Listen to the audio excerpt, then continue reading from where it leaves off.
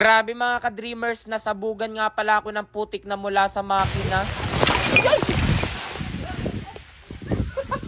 Abay, tignan nyo naman na naging hitsura ko, parang naligo sa putik. Bali, ngayon nga pala mga ka-dreamers ay ikatlong araw sa huli. Ano? Ikatlong araw sa huli? Ano?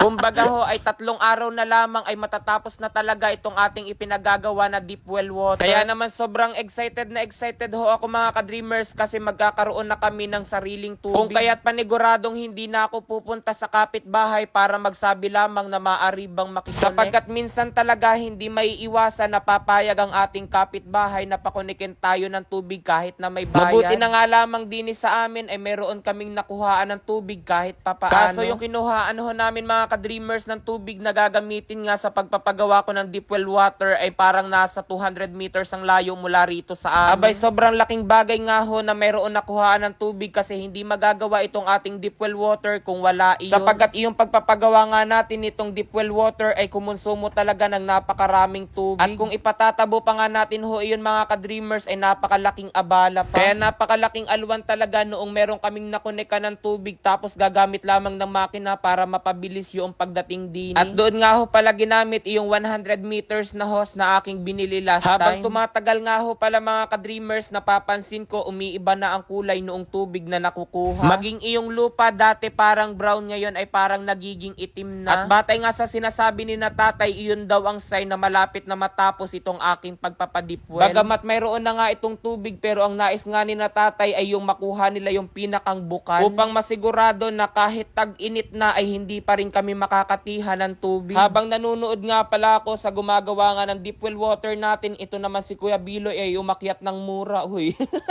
Shoutout kay Kuya, nagnanakaw lamang ng mura rin hindi naman sa amin Pero wala naman bantay mga ka-dreamers, kaya pwede namin kuhain yan.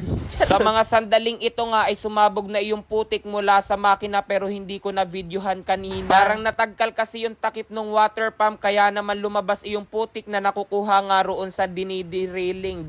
Ay akala ko naman ay okay na kaya naman lumapit ako rin para nga kuhaan ng video. Hindi ko akalain na tinetesting pa pala mga ka-dreamers. At iyan, saktong katapat ako sumabog.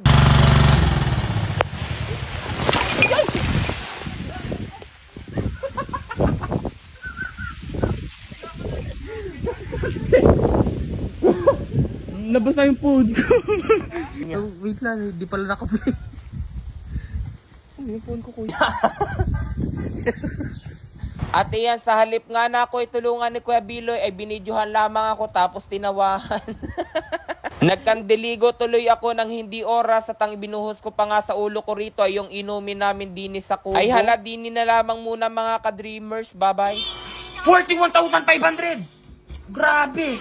12,500! Yung 1,000 ko naging 84,100. O, di ba mga ka-dreamers, sobrang dali lamang kumita rito kay PH Pierre. Kaya kung nais nyo rin kumita ng napakalaking pera, nasa comment section lang ang link para mag-register at mag-deposit ng 100. Tapos, huwag nyo kalimutan mag-screenshot at ilagay iyan sa comment section para manalo kayo ng 500 pesos. Ang mahilig ko ritong laruin ay ang Super Ace. So, mga ka-dreamers, dito kay Super Ace, magbebet lamang ako riyan ng 1,000. Tignan natin kung magkano ang aking mapananaluhan din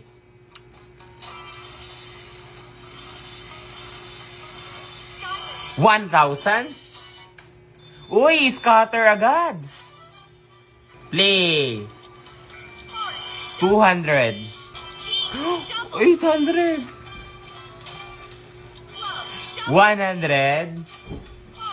1,200. Wow, 3,000 ano? 2,000. Uy, 4,800. 1,800. 2,000. 41,500. Grabe. 12,500. 4,000. Ayan na. 5,000. Hala.